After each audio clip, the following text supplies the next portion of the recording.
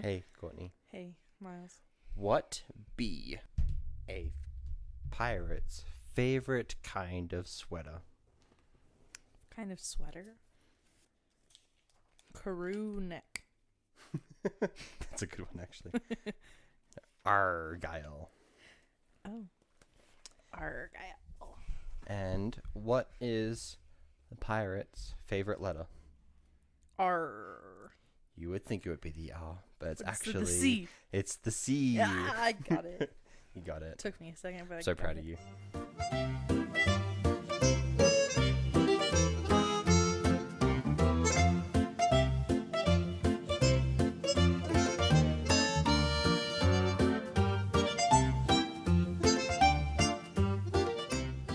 You'd think it would be Arby's, but actually it's Long John Silver's. Yeah, that's what I was looking up just a second ago. So how's it going? Good. So, earlier today, when you were in class, Mm-hmm.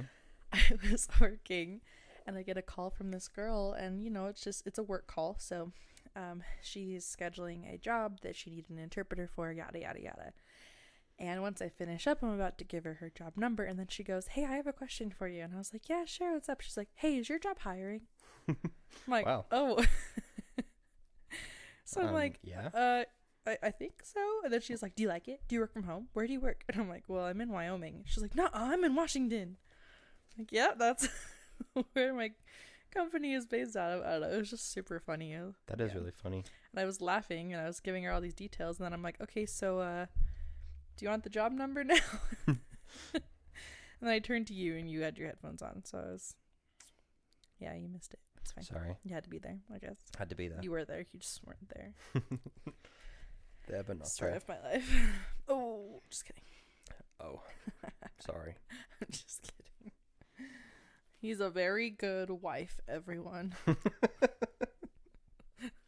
Let the record show. We have that on audio now, so it's on the internet. Hey, I'm a good wife. The roles are reversed in this relationship. That's true. That's true. So, this story, I mean, it's not a long time, but it spans over 70 years, Okay. give or take. Okay.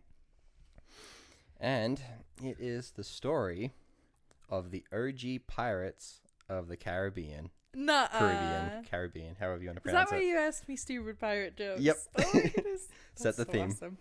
You know what we should be for Halloween this year? What shall we be for Halloween this year? I will be a pirate, and you will be my parrot. Oh, like Marshall and Lily, but the opposite. Yeah. Okay. I feel like that's the pirate way of saying that you're my... You parrot? This is a PG podcast. I can't say that.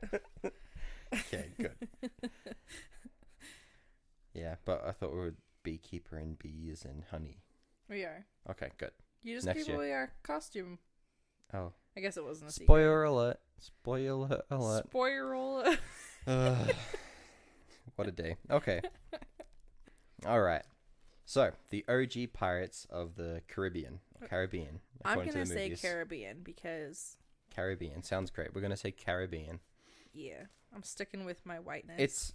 I don't say Caribbean or Caribbean too much in the story anyway, so... Cause it's Get just, it out it's of just the way set. now. It's How just many set times there can in you the say it Bahamas. fast? I don't want to try. I already messed up the word spoiler, so I'm not going to try trying. Spoiler. All right. So this is about the Golden Age of Piracy.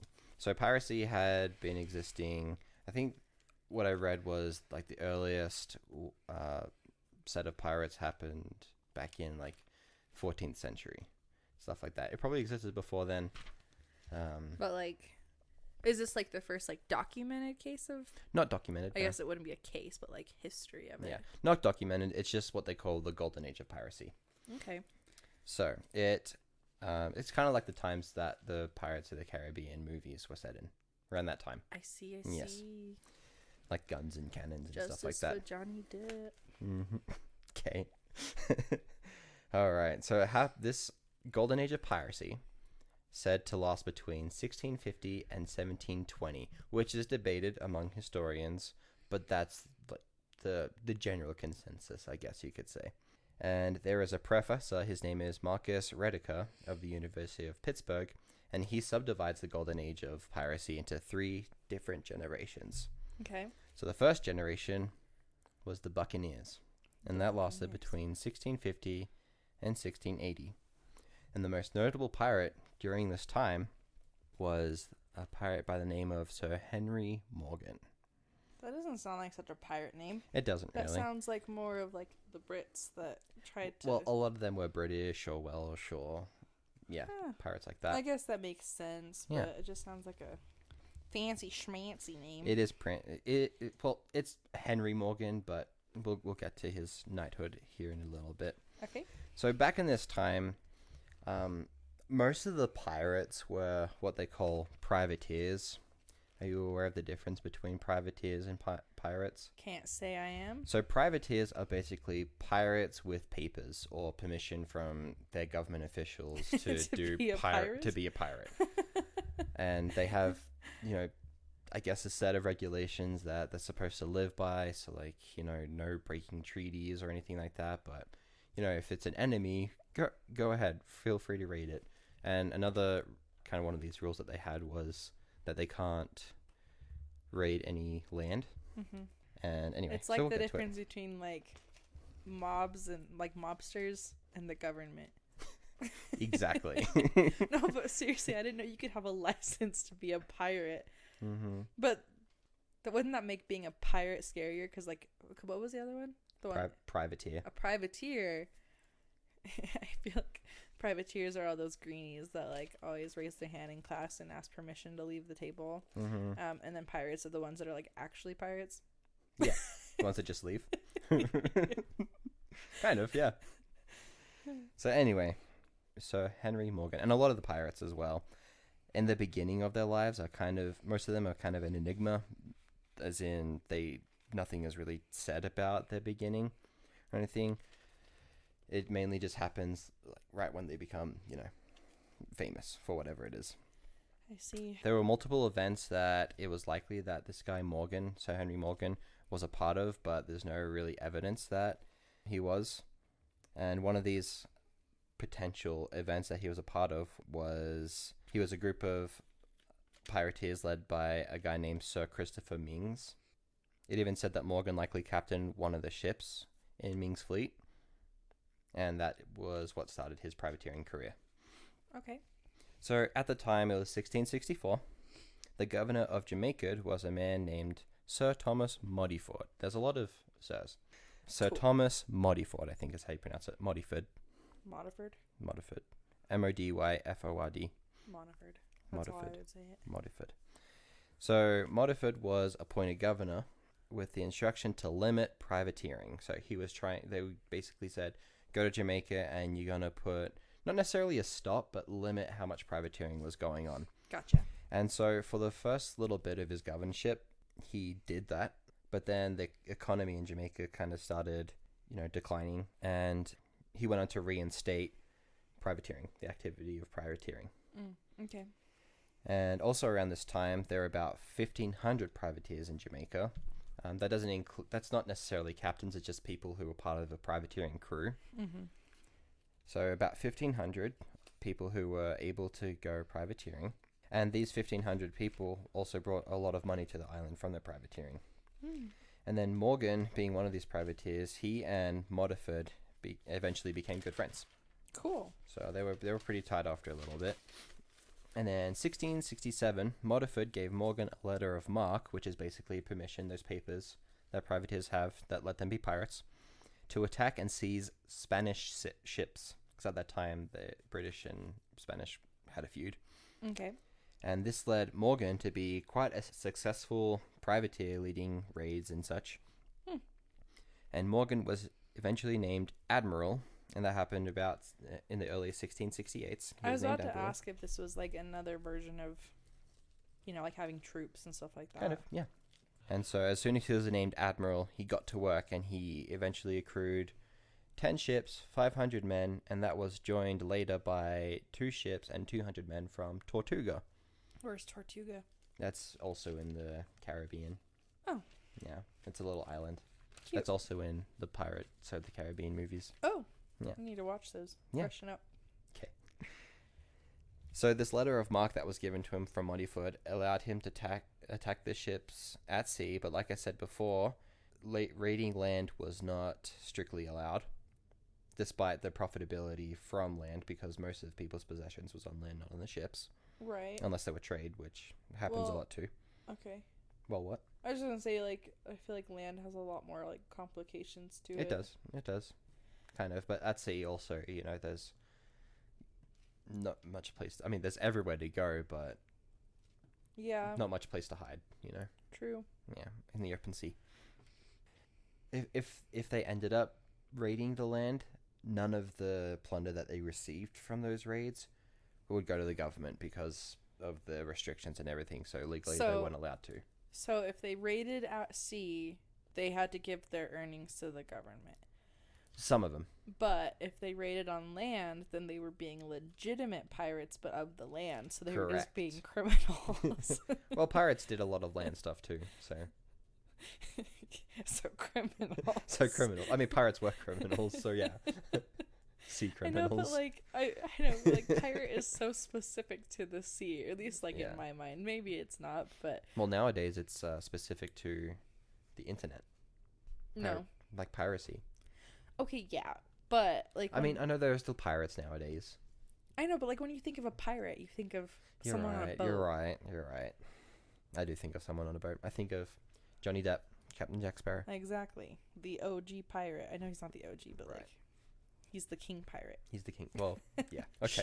We don't need to get into technicalities. So there was one loophole, however, with this whole raiding on land. Okay. Was that if there was any potential evidence of whoever they were raiding was planning an attack against a British territory or whatever, they were allowed to attack it. Wait, what? Mm-hmm. That was a little loophole. I don't get it. Can you say that again? So the loophole behind the whole raiding at land and how they're not allowed to do that, the loophole behind it was that if there was any evidence that there was going to be a potential attack from an opposing country or whatever, territory, that they were allowed to go in and raid. So let's say they like stop off on an island that is not British territory, and someone comes out with a gun, like pointed at them or something. Not at them. It's plans to attack their territory, so British territory. So if they see, while they're docked or something, ported or whatever, if they happen to see something that could potentially be something that they're gonna, I don't know, plans to attack their territory. I'm picturing this like Wild Western movie type scene where someone walks into a saloon and there's a bunch of guys hunched over a table with like a map, and they're scouting out British territories. Yep. And then the pirates walk in and they're like, "Arr, what are you doing?" Yep, and that's exactly how they talked. Arr. Arr. Arr, what you doing? So like in situations like that, which I'm sure happened all the time. Yeah. So that was a loophole. I Yep. feel like if you just got someone drunk enough, you can get them to say like they were gonna come shoot up your town. And a lot of people, I mean, they lied obviously because it didn't necessarily have to be provable evidence. Preferably, I guess it did. Oh, okay. So kind of just like their word but against. Yeah, exactly. Them, like he said, she said. Exactly. So Morgan intended to attack the city Havana, and he saw that it was too well defended, so he changed his target to a place called Puerto Principe, which was about 50 miles or 80 kilometers inland. Okay. Now, sadly for Morgan, the haul that he was expecting from this raid was not as much as he expected to, and that led his crew to start resenting him and his decision. Okay. So in Morgan's report to Modiford about this whole raid, he claimed that he had the evidence of a potential Spanish attack on British territory, which, goes to his loophole. Sure. And Morgan then announced to his crew that he had a plan to raid another city, Portobello. Portobello? Yep, exactly. Portobello. Which was the third and strongest city on the Spanish Main. Cool. So, being that strong and that big, you're bound to get some pretty good haul targets from it. on your back. Oh no, I get what you're saying. Get pretty good reward. Exactly. And not only that, not only because it's big, but Portobello was also a very profitable city because it was in a, I guess, a convenient spot where a lot of trade happened. Gotcha. Yeah, so that would be, Mm-hmm. at least from the outside, it would look very appealing if you were a pirate. Mm-hmm. But the city was also well protected. Yeah, Yeah. rightfully so.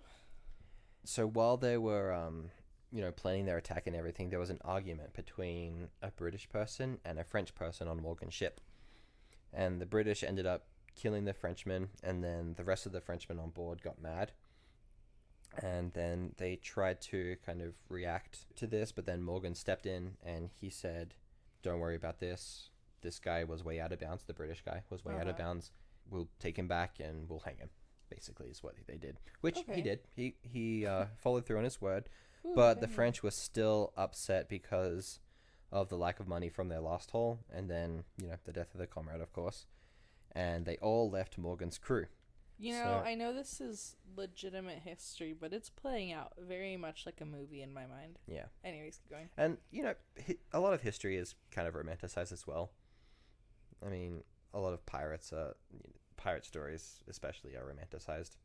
Because in my mind, at least, I feel when I think about pirates, watching Pirates of the Caribbean and stuff like that, I'm rooting for the pirates. Screw the Navy. Right. But they were, in reality, they were the bad guys. Well, yeah, and if you think about too, when you say romanticizing, a lot of the times, we get the fighting scenes and we get the money shots and them going to bars and having a good old time, when in reality they're stuck at sea on a crowded boat with a bunch of other stinky men. And scurvy. Can you say it one more time? Scurvy. I'm sorry, I didn't catch it. Anyway, so before going to Portobello, Morgan went to Port Royal to see if he could accrue any more people. This was on July 11th, 1668. He dropped anchor a quote-unquote short distance out from Portobello, and then they all got in canoes, paddled to the shore, and then we were within about 3 miles of the city. Cool. Or the fortress that kind of surrounded the city. They had barriers and stuff like that. Okay. Within an hour before the dawn, they arrived at the first castle, the first fortress, and they took it over. Wow. Just like that. Without much complication. Then they moved to the next two castles, same thing, not too much complication. I thought you said this place was heavily guarded. Yeah, but it was also at dawn, and I guess he still had quite a bit of men as well. Gotcha. In between these attacks and everything, he only lost 17 men, and 32 of them were injured. Out of I think it was 400. Wow. I didn't write that down, but I think it was 400 men that he had. You did mention that he had about 500, and then another couple ships came on with 200. Yes. So were with the whole fleet of ships there? Yeah, all of his ships were. Cool. So yeah, I would guess that it would be around 500 then, at least. Yeah. Cool. I mean, that's good odds for him. Yeah. And so this raid was actually praised for its cunning and its good timing. Because, before the dawn, right before shift change, I guess. Yeah. It would probably be so much easier to raid a place like that when, there's no internet. Mm-hmm. So you can't warn people that they're coming as easily as we can today. Right. And they didn't even have, radio or anything like that. They had just bells. And those towers and stuff. They probably have, horns to... Yeah. And if they were stealthy enough, then they could have got to them before. Yeah, for sure. Anyway. So they remained there in Portobello for about a month, and Morgan wrote to Don Augustin, who was the acting president of Panama, and he demanded ransom for the city of 350,000 pesos. In that time, it equaled to about $18,000. Today, it was $1.2 million. Nice. Yes. So the Don responded with an attempted attack with 800 men, and they lost to the privateers. Wow. To Morgan's crew. Mm-hmm. Wow. And then they renegotiated the ransom to 100,000 pesos, which was equivalent to $5,000, or today, $345,000. Which is a significant drop, but still a lot of money. Still a lot of money. Mm-hmm.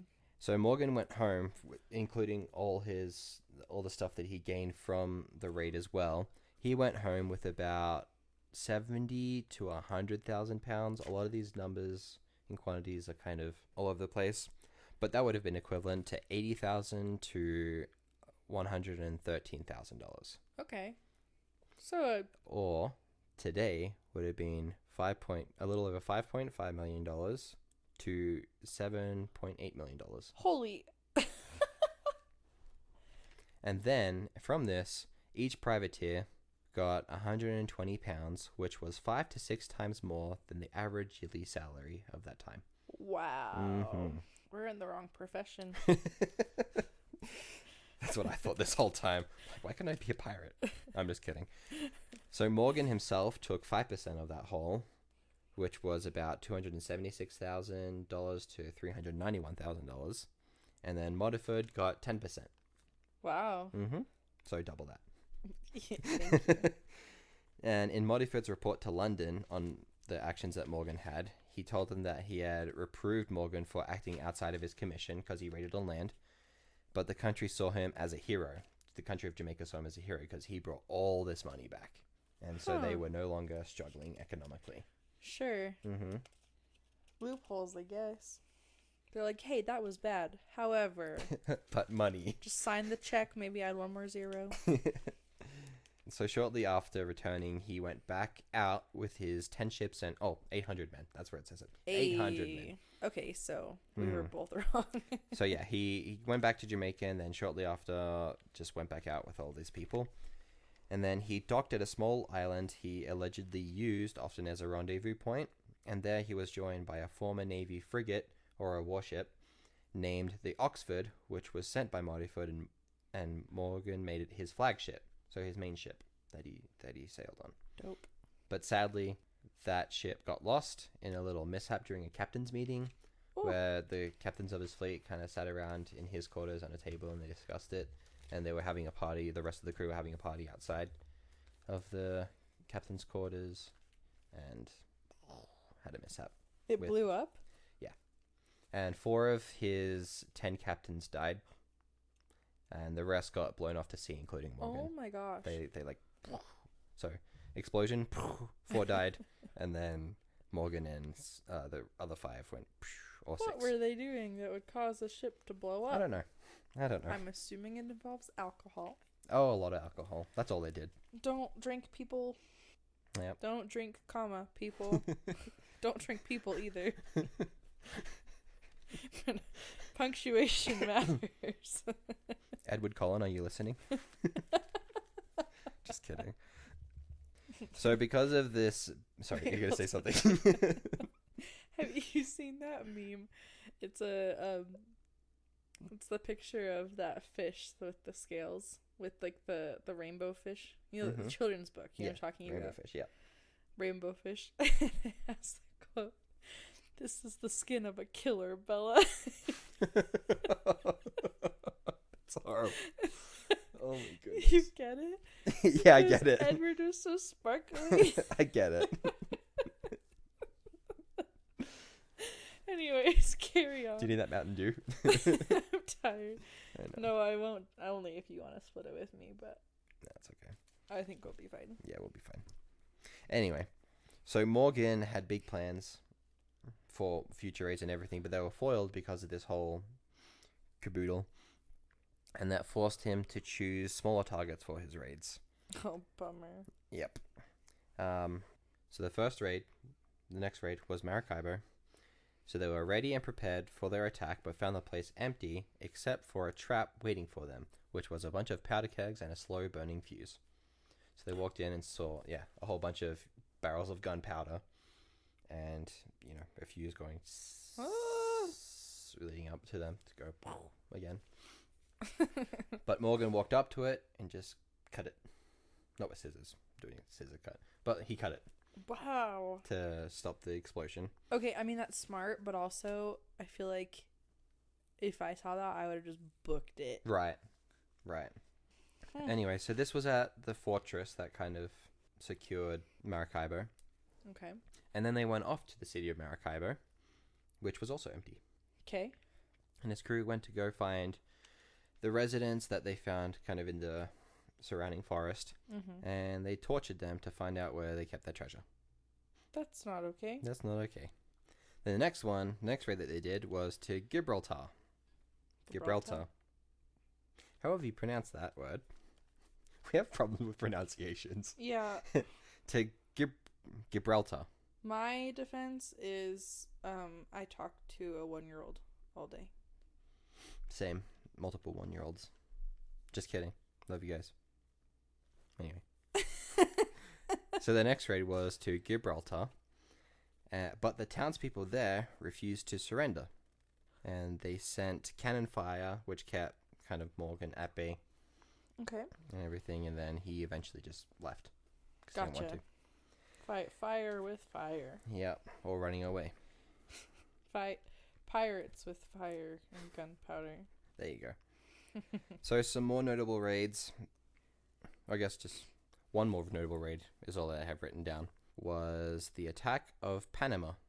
And from this one, without going into details, from this one he held about 140,000 to 400,000 pesos. Nice. Yeah. So he's a pretty successful. He's pretty successful. He, like I said, he's one of the more notable ones. He kind of introduced the whole, not he himself, he didn't single-handedly do it, but he was one of the ones who started off this whole Golden Age of Piracy. Gotcha. Other notable pirates include Francois L'Olonnais, who served under Morgan. He was one of the captains. Cool. Not one of the ones that died. Gotcha. Roche Brasiliano, who also sailed with Morgan, and he, from the sounds of it, he was kind of a douche. I'm sure they all had lovely personalities. Joseph Bradley, who was friends with Roche, and he helped Morgan with the raid on Panama, the last one that I mentioned. Mm-hmm. But he died in the Panama attack. Oh. But while he died, he also successfully captured the city for Morgan. Not Panama City. There was another outlying city. Sure. But pertinent to the whole raid. Gotcha. Okay. And next one is Daniel Montbar, and he was known as one of the most violent buccaneers. Reason being, so he was born to a wealthy family, and he hated the Spaniards for many reasons, but one of them included, as a young boy, he read about the conquistadors. Okay. And also they killed his uncle while he was out traveling with him. That would do it. Mm-hmm. Yeah, they were going to the West Indies, and the Spanish raided their ship and killed their uncle. Yeah, and then the ship was sunk, and he ended up in Tortuga, so, pirate hub. Gotcha. And he focused primarily on Spanish settlements because he hated them so much, and he would do a lot of, the scalping and roasting people, that kind of stuff. He was pretty the violent. violent stuff. Mm-hmm. Has anybody attempted to make a movie about this? Pirates of the Caribbean. Okay, no, but like these specific stories, because these are pretty not cool. these specific ones. Henry Morgan was a pretty popular one. Like I said, he was the more notable one, and he's mentioned, I think, in some romanticized pirate books and films and stuff like that. But we'll get to some of the more famous ones though. Okay. And I'm sure you've heard of those other ones too. All right. So Henry Morgan went on to be knighted as a quote-unquote bachelor knight. Bachelor knight. Bachelor knight, which was basically a knight, so he had knighthood and everything, but he didn't have the same chivalrous orders as the regular knights. Okay. Yeah. Kind of like, I guess, kind of how knighting is today. Like, Sir Patrick Stewart, Sir Ian McKellen, those people, they've been knighted. Scott Disick. Sure. I don't know who that is. It's Kim Kardashian's baby daddy. Or not Kim, Kourtney Kardashian's baby daddy. Oh, cool. Was he knighted? Yeah. Oh, weird. So Morgan was also appointed as the deputy governor of Jamaica, with orders to get rid of the piracy in Jamaican waters. But he said he still kept some of the connections that he had with, other pirates, privateers, Okay. stuff like that. Then 1682 comes along, as well as a Dutch pirate, Lawrence de Graaf. But before Morgan and de Graaf had kind of a connection, de Graaf was setting up his pirate/privateer reputation, including involvement in raids and capturing multiple ships and turning them to piracy. And his career became so successful that Morgan had caught wind of his doings, and Morgan sicked some pirate hunters on them. Ah. Mm-hmm. So at the same time, the Spanish were getting mad at all the damage that de Graaf had been causing to their ships. Mm-hmm. and they sent their own hunters after him. So he had a few people after him. So de Graaf heard of all these people coming after him, and he went out to face them when he caught wind of them coming. So de Graaf, he is Captain Jack Sparrow. Yep. Well, there's a lot of Captain Jack Sparrows in this. No. De Graaf shows up, and the Spaniards and Morgan are all sitting there, and one of them goes, "You are without a doubt the worst pirate I've ever heard of." And he goes, "But you have heard of me." Yeah, see what I mean? He's the one that they've all heard of, the one they're all trying to get. Yeah. He is Captain Jack Sparrow. Yeah. He's Captain. Sure. I am going to cede that to you. I'm putting faces with it, so now he's like the Johnny Depp pirate. Okay. He's the Johnny Depp pirate. So de Graaf is the Johnny Depp pirate. So it was the Spanish that started approaching him when he caught wind of them coming towards him. So, and he went out to meet them, and the Spanish ended up surrendering after losing 50 of their men. Oh. And de Graaf, I don't think he lost any during that one, actually. Wow. Kind of a little side note, de Graaf also had a little, he had a spat of mercy towards these Spanish people, and he sent his surgeon to shore with the wounded captain, the Spanish captain. So good for him. Yeah, that's nice, generous. Morgan said of de Graaf that he was a great and mischievous pirate. But you have heard of him. And among de Graaf's fleet was a ship named the Trompus. Trompus. It's French. I tried. Which translates to the trickster. And that was passed from pirate to pirate. Different pirates had the ship. Cool. Some of which was a guy named Pierre Lapin and Jean Fontaine. So while Jean Fontaine had Le Trompus, he changed ships to the St. Rose. And then that ship was eventually stolen by a guy named William Kidd. William Kidd. And Kidd was a Scottish kid settled in New York at a young age. And in 1689, he was a member of Jean Fontaine, the one who he stole that ship from, part of Jean Fontaine's pirate crew. And Kidd and the crew mutinied, and Kidd ended up becoming captain of the ship. And they joined a British fleet. Okay. And among Kidd's crew was a guy named Robert Culliford, and he eventually stole the ship from Kidd. That's what I talk about. It went from pirate to pirate. And Culliford, he wasn't the captain of the ship, but he was part of the new crew who were evidently very successful in raiding ships and towns. Yeah. Then Culliford, he went on to pillaging and eventually going to India and being captured along the way. And he escaped 4 years after and continued piracy. So 4 years in jail. He was like, no, I want to be a pirate again. So he escaped and became a pirate. Very nice. Follow your dreams, as they say. Meanwhile, Kidd was entrusted as a pirate hunter during the next generation of piracy, the Pirate Round. The Pirate Round. So, Kidd, it sounds almost like he was a little bit bitter that he wasn't as good of a pirate as he wanted to be because he got overtaken. Yeah. Sad thing with Kidd, like, he also wasn't a good pirate hunter. So he's the Jean Valjean of pirate hunting. Oh, no. He's the... Jean Valjean is the criminal, right? Yeah. What's the... Javert. Javert. He's the Javert of He's the piracy. Javert. Pirate hunting.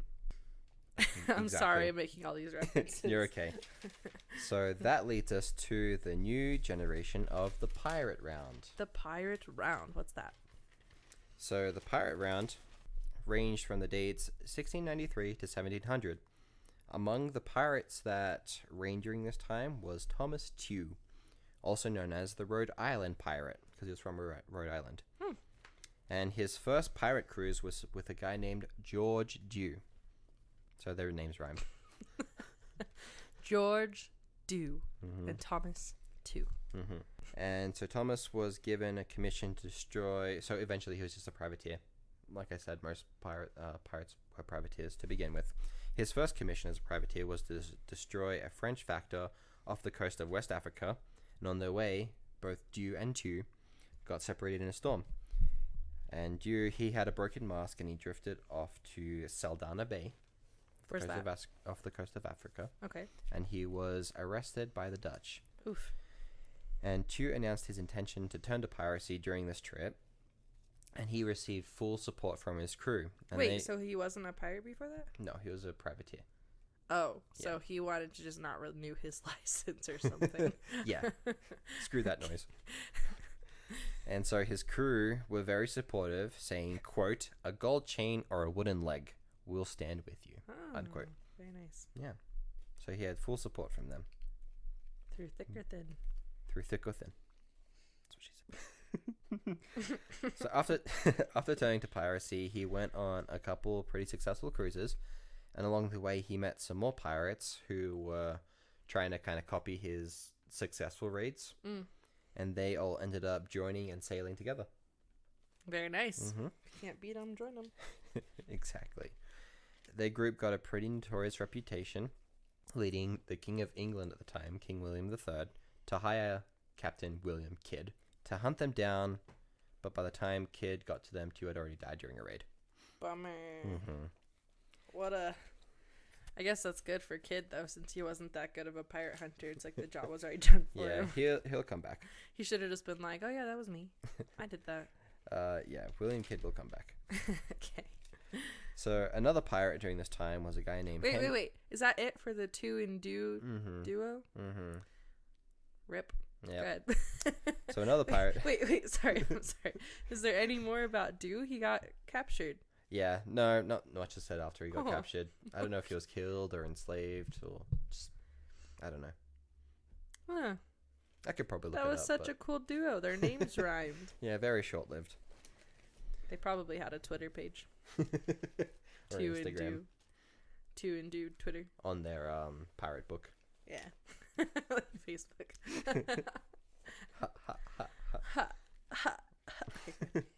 So another pirate during this time was Henry Avery, a.k.a. the Arch Pirate, a.k.a. King of Pirates. Says who? So not Johnny Depp, Hey. because DeGraff is already Johnny Depp. Well, okay, yeah, that's true. Whatever. Okay, tell me about Mr. Elvis of the Pirates. All I mean, right. the king. So, So King funny. of Pirate. That was really funny. So he was one of the few pirates, recorded pirates, to avoid capture and death with all of his booty, all of his treasure. I treasure my booty too. Just kidding. So his... things I want to say, but we have to keep it PG. So his most famous raid was a 25-ship convoy. Himself Wow. being in charge of a small squadron of this, which actually included Tew, so the guy who died. It included. He was part of this. He was part of this because this was before he died. I would hope so. I know, Pirates of the Caribbean, a lot of stuff happened then. And clearly, this is the only instance with pirates Yes, ever. I'm pretty sure that's a documentary. So this squadron included Tew, Joseph Farrow, Richard Want, and William Mays, who sailed with Captain Kidd. Okay. And Thomas Wake. Okay. And the total men of his little squadron was 440. And they attacked Indian ships. Wait, there were 25 ships and there were only 440? No, so of Avery's squad. Oh. Yeah. Okay. So there were a lot more people, but we're focusing just on Got you. Henry Got you. Avery, I see. the Pirate King. Got you. Yeah, so his squadron was 440 men. Okay. And they attacked Indian ships. Most of the men were captured, but Avery's ship was known as one of the fastest ships at the time. Leveled up. And he level up. And he escaped capture after capturing another ship of allegedly the most wealthy merchant at that time. Wow. And he made away with 200 to 600,000 pounds. I told you before, these numbers are very arbitrary. I don't know where, and it could have been 300,000. I don't care. It could have been 200,001. Exactly. But the upward scale of that, the 600,000 pounds would have equaled to be about $69 million today. And each of the crew members got 1,000 pounds, which was also a lot of money back then. And I'll get to that in a second. But Avery's actions threatened the trade line between the English people and India. So a bounty was set on his head of 500 pounds, so half of what each of his crew members got. And they also offered a free pardon to the one who captured him. No. But that bounty was soon doubled to £1,000. Oh my gosh. Which at the time was more than the average sailor made in a lifetime. Oh no. Oh Yeah, no. so he this was- is starting to feel like Keanu. Keanu Reeves, John Wick. Yeah, it's starting to feel very John Wick. Very John Wick. So but like pirate version. But pirate version. John Wick the pirate. It's This is Keanu Reeves. the king. Yeah. Yeah, Mhm. yeah. Okay. Got Keanu Reeves in my head. King So- pirate. So Avery was kept more or less safe by the governor of Nassau, which was the area that he mainly hung out, upon the condition that Avery protected the town from potential French attacks, as well as bribes that Avery was giving him. So, like, he had protection. But eventually the governor was forced to put a warrant out on Avery, but he gave them kind of a heads up, like, hey, they're making me do this. John just so you know, Wick. get out of here. It really is kind of John Wick. Wow. The fact that these things happen in real life, I know. to an extent. Yeah. This was what, early 1700s at this point? This one would have been late 1600s. Gotcha. 1690s. Yeah, 1690s. So Avery and his company, they all kind of spread out a little bit, set out individually. Some went to the West Indies, some to North America, and the rest of the ones that didn't go West Indies or North America went back to England, including Avery. And some of the crew were captured due to the rising suspicion of them hanging around. Mm-hmm. But Avery escaped. After this, his location was unknown. Forever? Basically forever. Ah. There were multiple reported sightings of him, but nothing concrete. Oh my goodness. Mm-hmm. He's the boogeyman. He's the boogeyman. He's John Wick. And his notoriety led governing officials to exempt him from any pardons. Because back then, you could get like what they called an act of grace, which basically pardoned a pirate from all their past deeds if they switch sides. Got you, but Mhm. he was from that? exempt from that. He could never receive any pardons ever. So he probably just like went and hid on an island somewhere surrounded by his gold Probably. and his booty. It's the same thing. Nice. So Avery's successes went on to influence many of the to-be pirates in the coming years. Well, yeah, he's a legend. And some of them even memorized his tactics I want to be a pirate and after copied to a T his raids. Nuh-uh. Mhm. Wow. And I don't know, when I read that, I'm like, okay, they don't learn after the first time, they don't learn after the second time. Because what I read, there were 3 different instances on the attack on the Indian trade line that they just attacked and got money from it. Like, Right. just, why aren't you fixing your problem? The Indian trade line, you're accusing them of not fixing their problem? Yes, Get better, like, protection? exactly. I see. So yeah, Avery just kind of disappeared. Not sure what happened to him. Dude, that's legit, actually. Yeah. He, forget what I said at the beginning. He can have the crown. He is King Pirate. Okay. So Captain Kidd, remember Captain I Kidd? do remember Captain Kidd. He was Javert. He was hired to hunt Avery in 1696. Couldn't find him, and he's like, screw it, I'm gonna be a pirate. Okay. But the thing is, I kind of feel bad for Kidd. At first, I'm like, oh, you can lose. I don't care about you. But after reading more about him, I'm like, you poor thing. You did not have any luck at all. Because from the sound of it, a lot of the government officials were kind of out to get him. Because it sounded like he tried to remain loyal. But Right. it just, I don't know if it was timing or just his wrong place, wrong time kind of thing.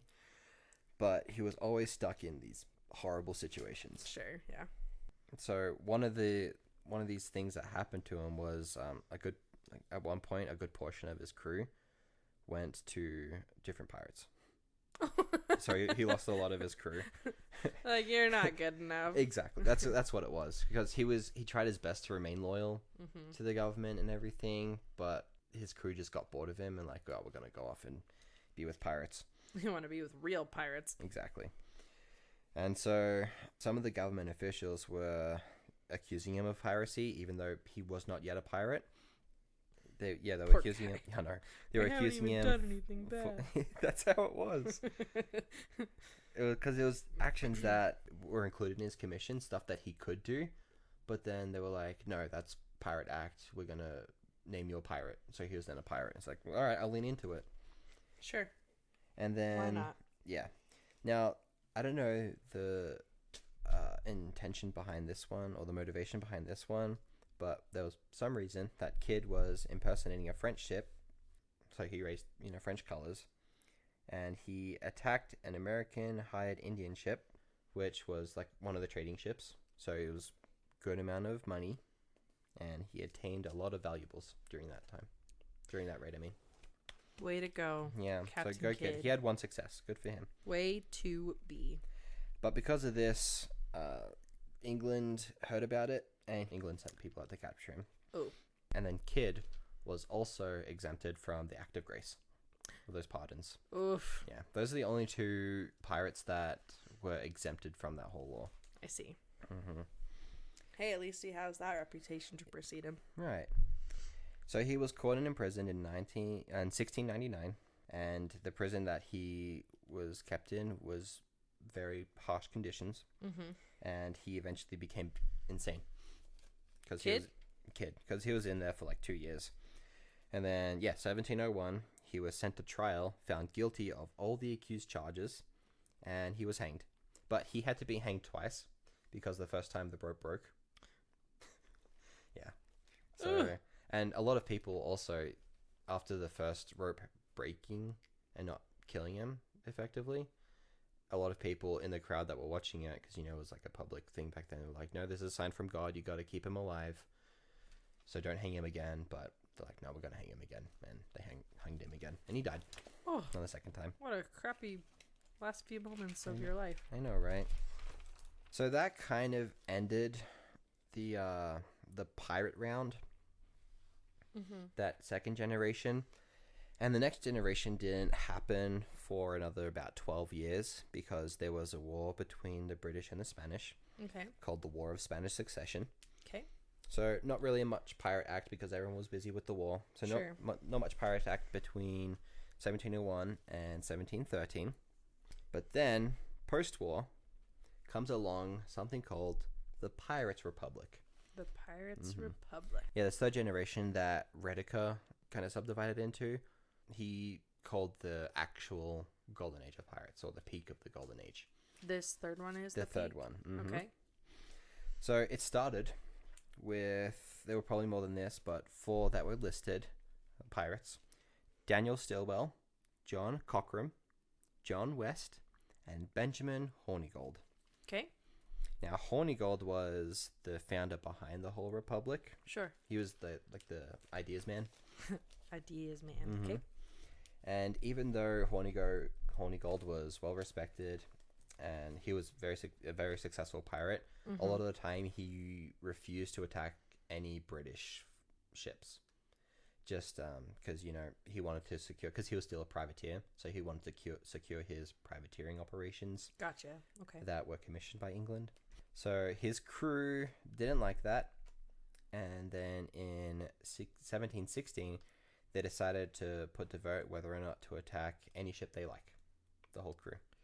And Hornigold was opposed, so they replaced him as captain with a guy named Samuel Bellamy. And Hornigold and all those who were on his side, they were left on a previously captured ship, something that they captured earlier, and he continued pirating.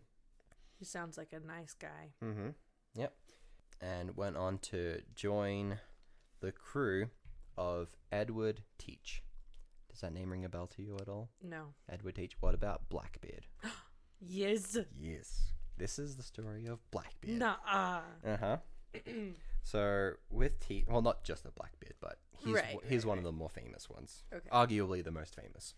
So with Teach, they both went pirating, and they were both successful, and each captaining their own vessels, and they went on to crew more ships. Okay.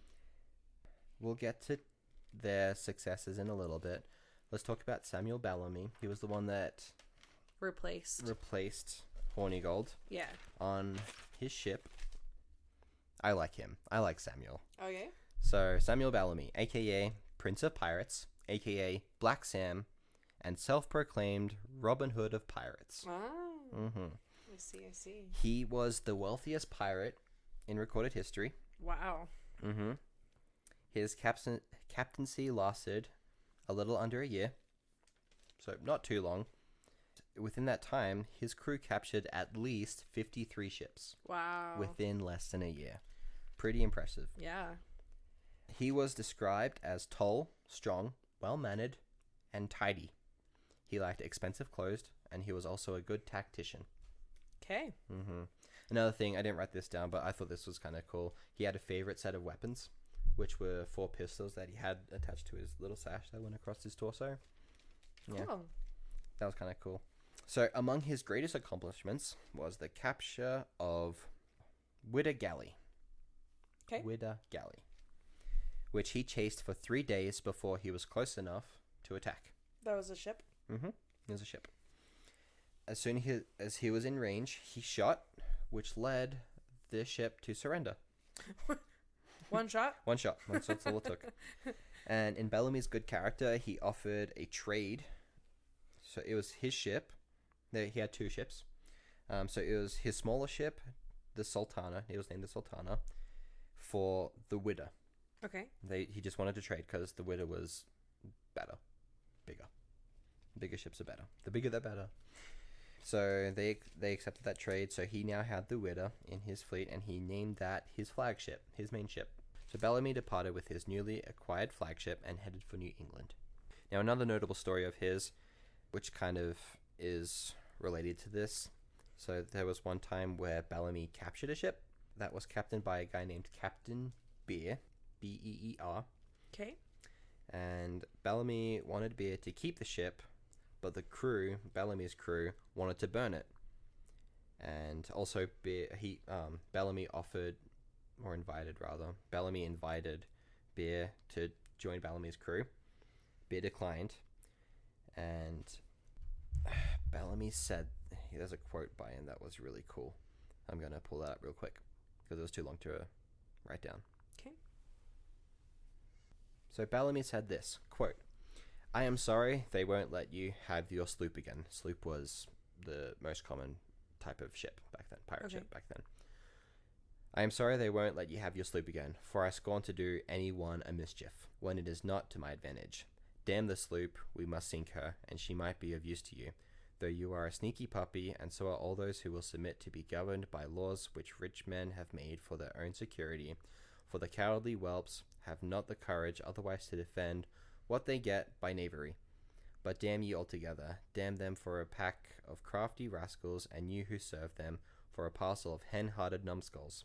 They vilify us, the scoundrels do, when there is only this difference. They rob the poor under the cover of law, forsooth, and we plunder the rich under the protection of our own courage. Had you not better make them one of us than sneak after these villains for employment?"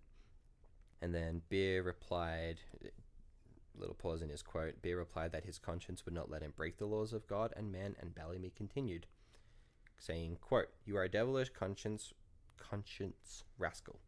I am a free prince, and I have as much authority to make war on a whole world as he who has 100 sail of ships at sea and an army of 100,000 men in the field. This is my conscience tells me. But there is no arguing with such sniveling puppies who allow superiors to kick them about deck at pleasure." Quoted by Captain Bellamy. Nice. So that's where the kind of Robin Hood comes into play, where he's very kind of aware. Considers himself very noble. Yes, exactly. And I agree. I think he's cool. So... He's the guy that likes to give speeches. Yes. His crew's probably like, oh my gosh, here we go again. Probably. So like I said before, Bellamy had departed with his new ship. Okay. And headed for New England. And while approaching Cape Cod, Bellamy allowed a member of his crew to visit his family. Meanwhile, Bellamy captured many smaller ships in the area. Mm-hmm. And then the Widder, this is sad, the Widder was caught in a violent storm off of Cape Cod. And on April 26, 1717, only 9 survived, which did not include Bellamy. Aw. Mm-hmm. Yeah. And then this is kind of fun. The Widder was later found, the ship that sunk, was later found in 1982. Wow. So 30 Long years ago, time. 40 years ago. Yeah.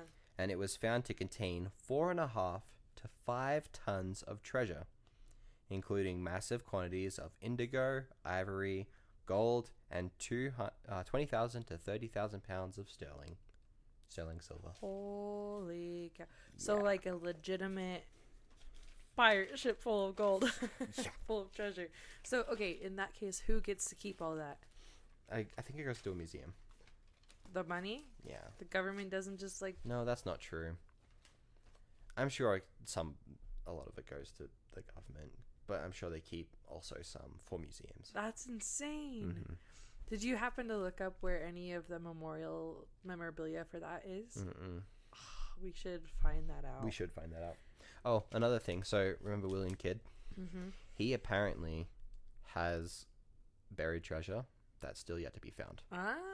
Some people have claimed to find something close to it, Okay. like in Madagascar. I think it was 2015. Uh-huh.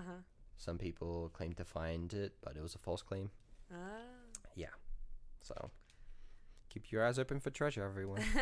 We need to get like some lonely scholar that teaches in a college that is destined to be a treasure hunter.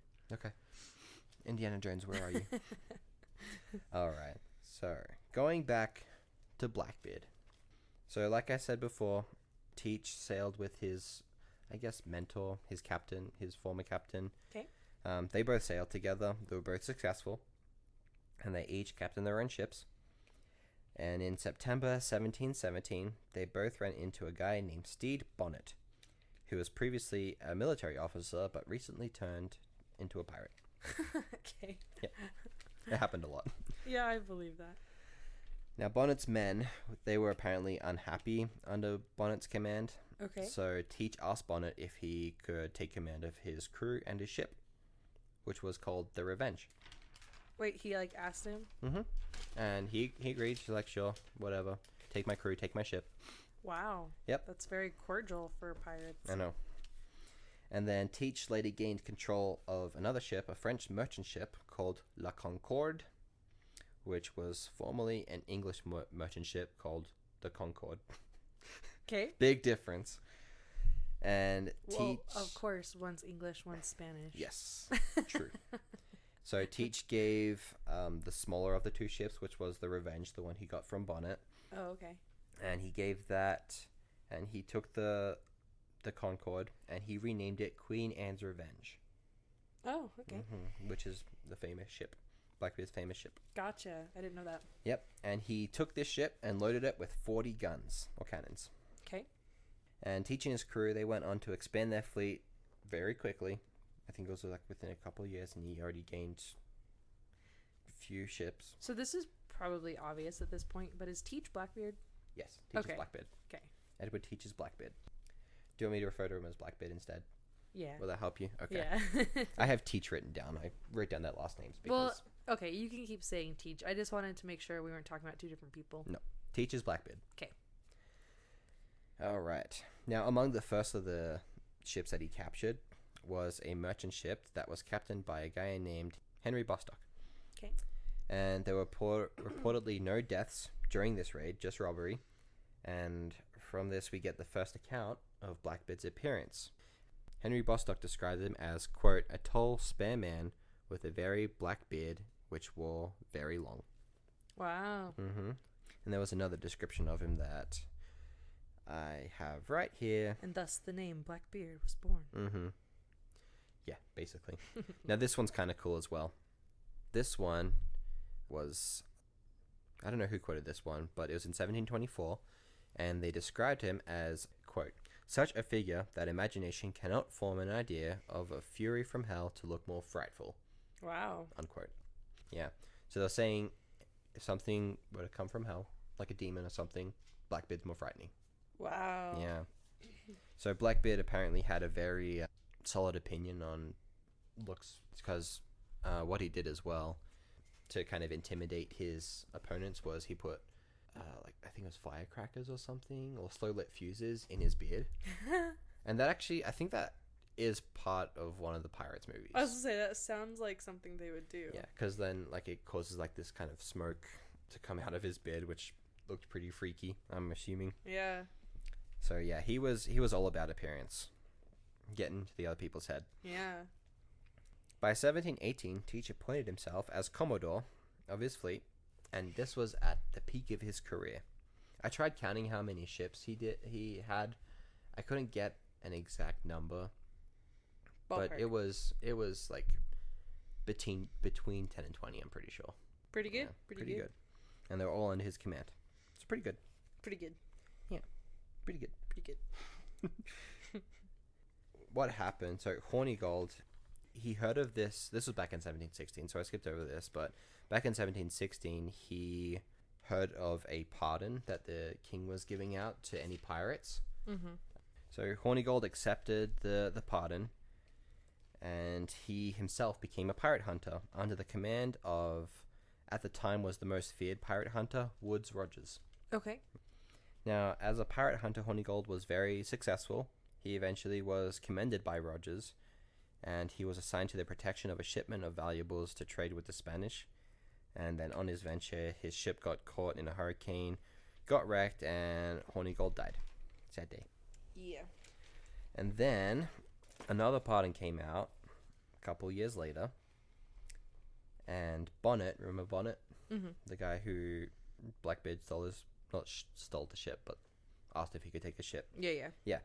He was considering accepting it, and so he took a small boat to Bathtown to accept it. He left his ship and his crew at Beaufort, where they were docked at the time, and he had every intention of coming back. I guess this wasn't reported, but apparently they had some kind of deal where Blackbeard would leave all of the stuff that he had, including his crew and everything, in good condition. But Blackbeard had taken all the valuables from the ship, and he marooned the crew. What does that mean? He left them, abandoned them. Gotcha. So that led Bonnet to be very mad, and he wanted to get revenge on Blackbeard, but Gotcha. he couldn't find him. So he went back to being a pirate. Okay. Shortly after, he became a pirate again, so he accepted the pardon and went back, got mad, looked for Blackbeard, couldn't find him, and was like, screw it, I'm going to be a pirate again. And then shortly after he claimed that he was going to be a pirate again, he was captured, and all of his crew except for 4 were hanged. Including him? Mm-hmm. Wow. Yep. So that's the end of Bonnet. And Blackbeard took off with one of the captains of his fleet, Blackbeard's fleet, Israel Hands, and he made for Bathtown, and then they went to a place called Arrgh-uments. That's fun to say. Okay. And that's where Teach preferred to drop his anchor, because it was an advantageous location. Okay.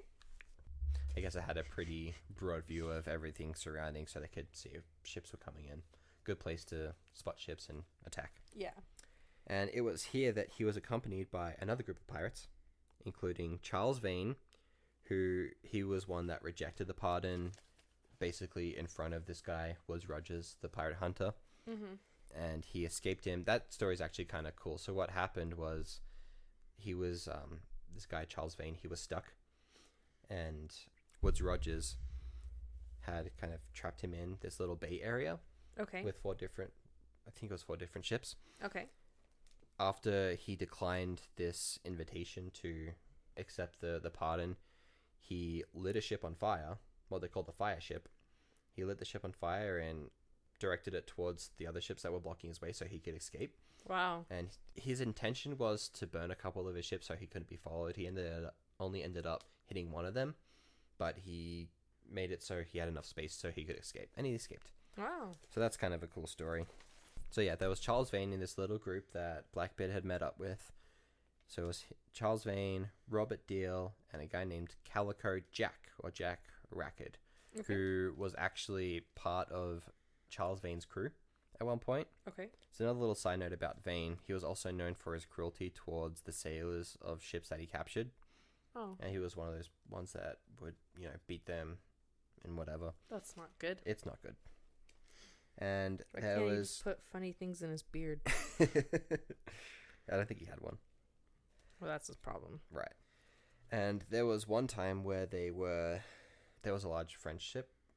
It was twice as big as their one. And Vane wanted to retreat because the ship kind of turned towards them to attack. So Vane's like, okay, let's retreat. We're going to lose. But then Calico Jack, he's like, nope. And a lot of other people as well. The majority of his crew were like, nope, no, we want to attack it because think of the spoils that we could get from it. Mm-hmm. And so they kicked Vane out. Calico Jack was named the captain. And he gave Vane and his supporters a ship and provisions so they could get away and whatever. Gotcha. Calico Jack, he's most famous for having 2 female crew members. The names of Mary Reed and Anne Bonny, who was his lover. Oh. Yeah. I was actually wondering that. Like, do any of them have They do. girls? They do. A lot of them had children as well. Like That's Sam. so interesting. Yeah, Sam Bellamy, I think it was. Who, he wasn't his wife. It was just like a little, Fling. yeah, kind of like a little fling. And this girl was like super infatuated with this pirate, and like said that she was gonna wait for him and everything. She got pregnant, had a baby. This is a sad story. Had the baby, and she went out to go get some stuff for the baby, but she left the baby in a barn, and the baby ended up choking on a bit of straw and died. And that lady was actually tried for murder. Oh, Child murder. that's so sad. It was really sad. That made me really sad. But anyway, so Blackbeard and this little group of pirates, they eventually got together, and the government started worrying about their whole little posse that they had. Mm-hmm. So pursuing Teach was now their biggest priority. So a guy named Lieutenant Robert Maynard located Blackbeard's ship that was anchored at Arrgh-uments. He kind of started headed towards Blackbeard. And then the battle broke out. Teach was very unprepared because he had no idea what was happening, and likely they were drunk. And he only had, at the time, 1 ship at his disposal and only a handful of his crew. Mm-hmm. And, plus the element of surprise, they were at a huge disadvantage. Sure. Maynard eventually cornered Blackbeard, and Maynard's crew ganged up on Teach and killed him. That happened in November 1718. Dang it, Maynard. Yeah. Now, Maynard beheaded Teach's corpse, and he hung it from the bowsprit. That's horrible. Mm-hmm. After he beheaded and everything, he kind of examined Teach's body, and he saw that he was shot 5 times and cut at least 20. So he endured a lot before he died. Like, good for him. Wow. So after he got back to, where he came from, Mm-hmm. Maynard, he put Teach's head on a pole at the entrance of a place called Chesapeake Bay as a warning to pirates and as a greeting to other people.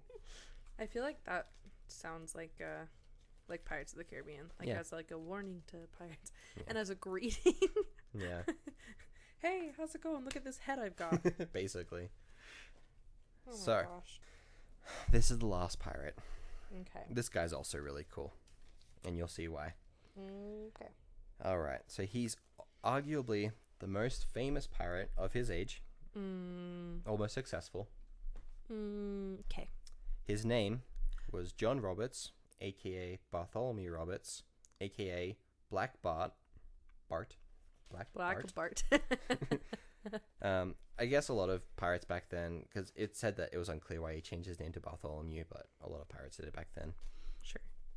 Now, Black Bart was the inspiration for many pirates in the media, including like movies, video games, which included the Princess Bride's Dread Pirate Roberts. I was wondering about that. I Yep. was like, Roberts, that sounds familiar. He was a very successful pirate.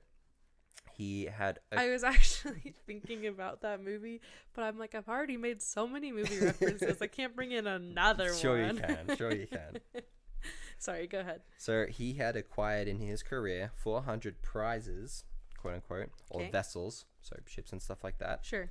He was noted for creating his own pirate code. He was a great navigator, which that's kind of how he started his pirate career.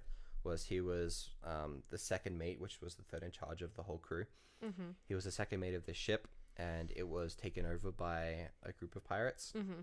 And they saw this kid. He wasn't very old. I think it was like 16, I want to say. Okay.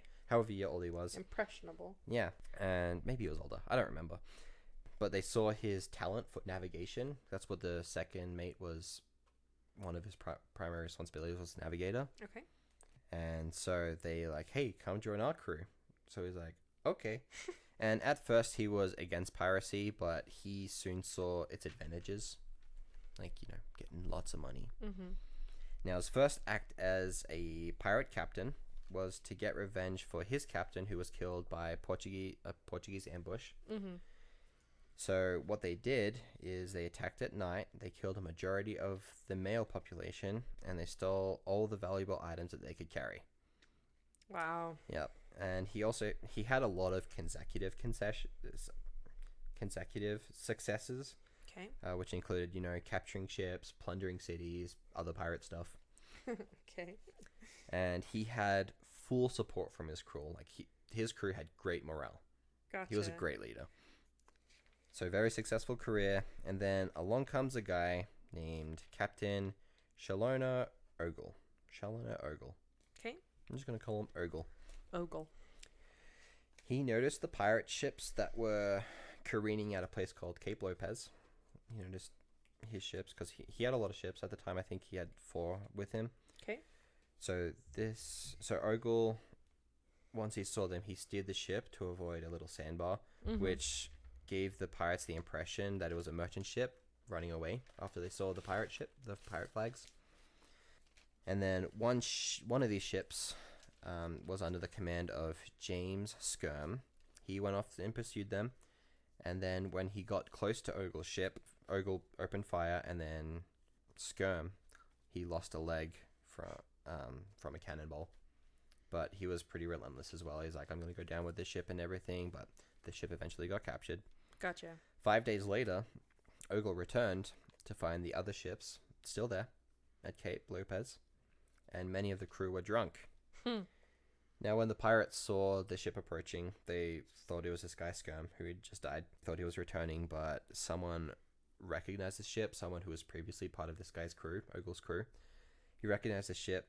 He went to go tell our friend Roberts, and then Roberts got dressed for battle.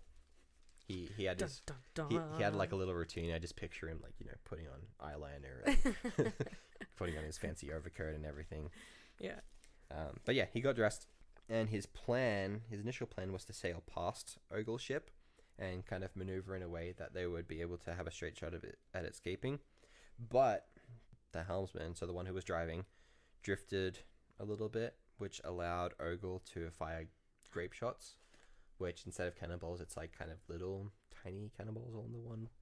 Yeah. And yeah, one of these grape shots hit Roberts and killed him. No. Yeah. He was killed by a grape shot when it was Yeah. being like it was just a draft. Yeah. That's a horrible way to go. Yeah, I know. So I mean, there haven't really been favorable ways to go so far, but as a pirate, come on. Yeah. Kind of sad because Yeah. he looked like fun.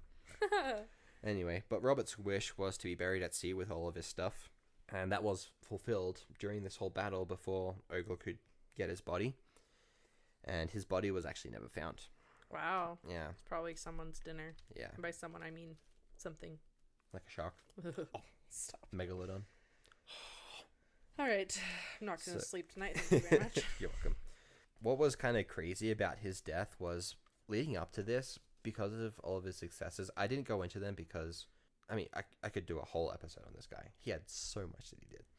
And all of it was successful, which led people to think that this guy was invincible. And people legitimately believed that back then. Like, this guy cannot die. He is invincible. Sure. They called him bulletproof.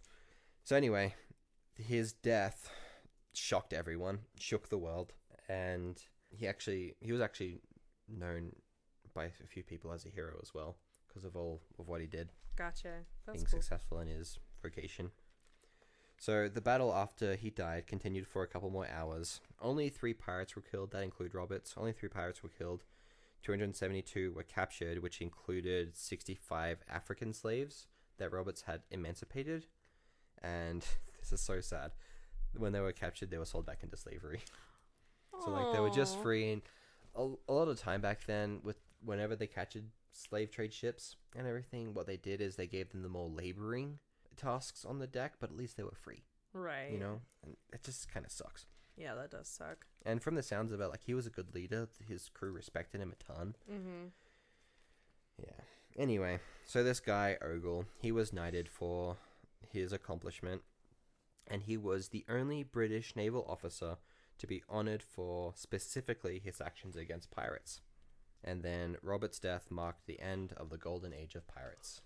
I can see why they say that that was the peak. Mm-hmm. Yeah, a lot of stuff happened. A lot of That's cool stuff happened. crazy. And like I said, I could... a couple of those guys you could go on whole episodes on. Uh-huh. I only chose to, like, pick little bits and pieces from them. Just, like, you know, the more notable ones. But Sure, yeah. It almost felt like, I don't know, like a Spider-Man trilogy or something like that, where it's like the first one you're like, wow, that was insane. Like, that, you know, that bad guy was so bad, but Spider-Man pulled through. And then, like, the next one, it's like, oh, it got worse. But hey, he still pulled through. But then it's like the third one, oh my gosh, it's like things you can't even think of. yeah. But this one, it's like, you know, all these pirates, like you don't think that they can get any cooler and more like invincible and more notable, but they do. Yeah. They do. And So then out it of- just stopped. Out of all those, who do you think deserves the title of Captain Jack Sparrow? Are you still going with the graph? Yeah, just because the image of him being chased by what's that guy's name? Henry Morgan. Yeah. He was being chased by Morgan and by the Brits Mm-hmm. or the Spaniards, something like that. Yeah. I just thought that was funny because it's like they all want him, Mm-hmm. and he's like, ah.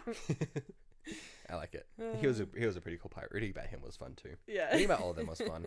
This story was initially gonna be just Blackbeard, and I tried so hard to find more stuff on, because you know it's supposed to be kind of family. That podcast is family centered, so I was trying to find something that was.